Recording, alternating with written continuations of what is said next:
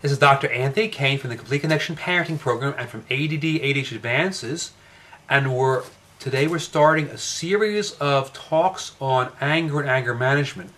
And we're doing this because we are about to release our new program on anger and how to drive anger from your home in the next coming days. So I'm going to give you a little introduction of what we're going to be talking about in the program and give you some ideas and tips that will help you right away. The first thing I want to discuss is when you have a child or teen who's angry, a lot of times the reason is because there's a fault in their thinking process and patterns. And we've identified 7 underlying thinking processes that are common in children and teens who are angry. I want to discuss the first one with you, and that is the child or teen perceives or feels that you, the parent, don't really love them or care for them or give them enough attention. Very, very common, and it's very common, very all pervasive. And what happens is when you understand what's going on with this problem, you can correct the faulty thinking, and it will take away a lot of the anger and a lot of the anger problems you're having. Let me give you a story, an example of how this actually played out in real life.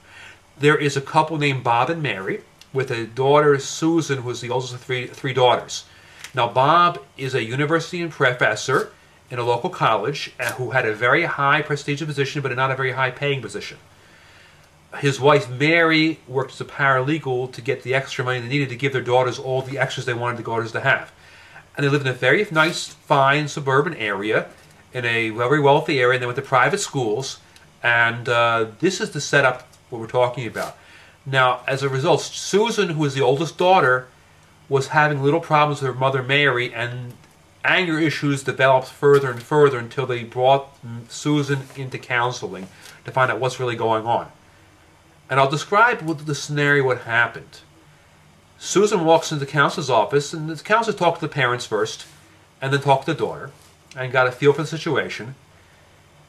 And you have to understand, Mary, the mother, does everything for her children. She works hard. She brings the extra money in so the children have everything they need. As does Bob.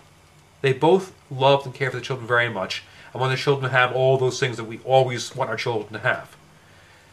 But unfortunately, a lot of times the children don't perceive it that way, and that can be an underlying cause of anger. And this is what happened in Susan's case. Susan told the clinician that my mother doesn't love me, doesn't care for me, has no time for me. The clinician was very astute and got the conversation off the different track and came back around and said, you know, Susan, that's a very nice sweater you have. It's a designer sweater, isn't it? And Susan, who was a adolescent girl, kind of blushed and smiled because she was trying to look very nice, and she looked very nice, and she was noticed. So the clinician asked Susan, how many hours did you work to get that sweater? It must have cost a lot. Of course, Susan didn't work any hours to get that sweater. The clinician pointed that out. You didn't work at all. Your mother bought you that sweater. And your mother provides for you, has you a separate room in your house for each of the girls, and you go to private schools because your mother is working extra hours and working very hard to bring extra money in to give you the things, the extras that she wants you to have. And it's because she loves you and cares for you. Now, Susan, I know your mother very well. I talked to her a long time. Listen, if I tell her to quit her job tomorrow and spend time at home, she'll do it. You may have to go to a smaller house. You have to share your room with your sisters. You will still have nice clothes, but they won't be designer clothes. And it could be you'll be able to stay in the private school, maybe have to go to public school. But I think you'll probably be able to stay in the private school. But I know your mother very well. She does everything she does is to help her daughters, and you in particular. And Susan, if you want to, I will tell your mother to come in, and she can quit her job, and tomorrow she'll be a full-time mom and give you all the attention you want. So she called Mary in, and Susan looked at her mother, got up, went to her mother, kissed her on the cheek and said, thank you. So the problem we have is our children perceive what we're doing differently than we do. This is a problem in all people. We seem to think when we have a situation in front of us, we see it as it really is.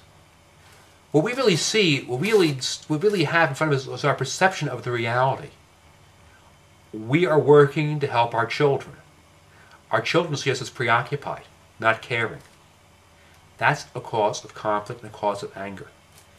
If you find a way to correct this perception in your child, and let your child really understand and know that you care about your child and you love your child, then your son or daughter will understand that, and if your child does understand that, that will take away this cause of anger, and it will change your household around, as it did with Susan and Mary and Bob.